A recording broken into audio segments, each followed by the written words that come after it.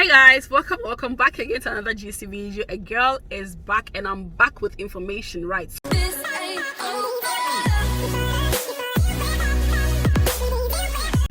For some time now, or before everything, if you want tier 2 sponsorship or if you're in a student visa, if you are working aside your first employer, you can only work 20 hours extra for a second employer.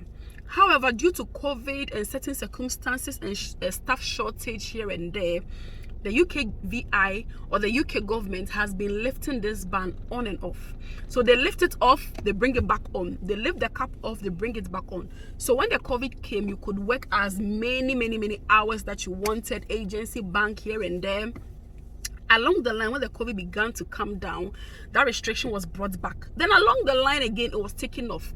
So I made a video where I talk about that effective 27th of August 2023, you could work before, I think from somewhere April to August 27th 2023, you could do a lot of hours as much as you want. Now when you go on the UK's VI website, it's been updated that you can no longer work more than 20 hours aside your first job after that 27th August 2023. So today I'm filming this video. It is 19th August, so we have roughly 8 days for this ban to be brought on. Guys, please pay attention. If you are looking forward to apply for things like indefinite leave to remain and citizenship and all of those bits, you should take this thing very seriously, because it can be flagged when you are doing your ILR application. I know somebody might ask, how would they know? How will it be flagged? You know, anytime you do an extra work, all your taxes still pass through HMRC, and it is linked to your NI number. So anytime that you take a BRP, it is written on the BRP restricted work.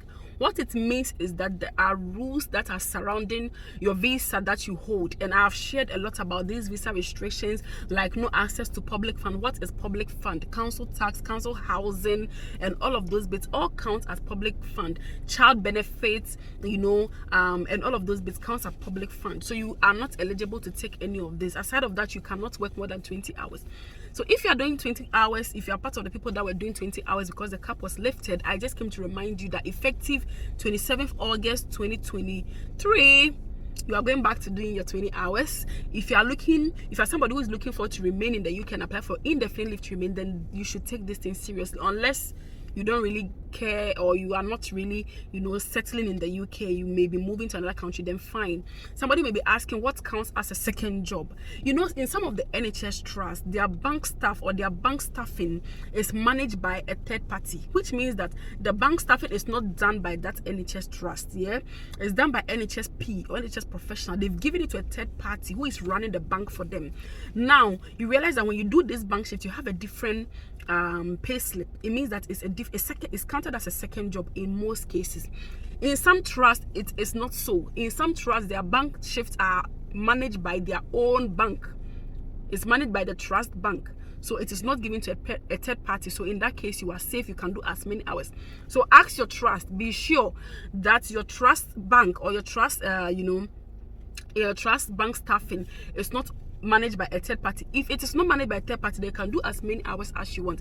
But if it is managed by a third party, then you can only do the 20 hours, unfortunately. If you are doing agency also, you should be careful that you stay within that limit. Yeah.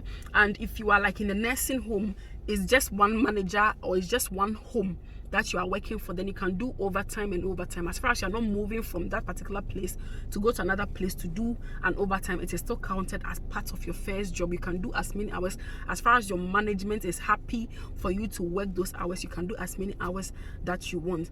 And also, if you want to know how to do these 20 hours so that you don't breach, be careful, because some of the agencies here, what happens is that, you know, let's say you're working a Saturday and a Sunday shift. Yeah, so the Saturday, if it's 9 shifts you are doing, I'm talking about 9 shifts, so the Saturday, the ninth, it counts as 12 hours. Then the Sunday, from midnight of the Sunday enters Monday.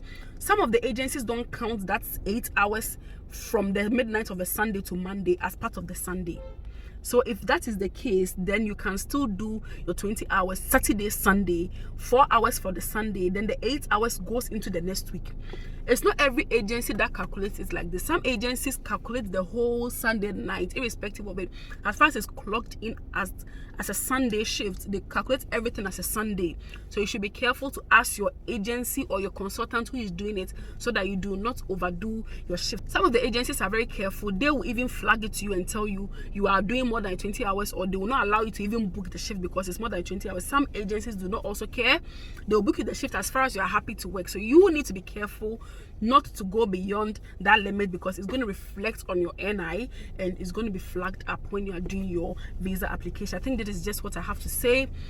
Yes, just take care of yourselves, and we just hope that this ban will be lifted some way, somehow along the line, so that people will have the limit. I mean, listen, if we are working, the more we work, the more we are taxed. Isn't that the case? I don't want to shout. The more we work, the more we are taxed. So in my own opinion, just leave people to work. Those that are happy to work 6 days a week, leave them to work. 5 days a week, leave them to work. As far as they're being taxed appropriately, and the tax is even helping the system, what is the point? Anyway, what do I know? Let's just leave the decision makers to do things as and when they wish, and yes, just comply with the rules and regulations as at now. And bye for now. Thank you guys so much for watching. Until we meet again in my next video, guys. Bye bye.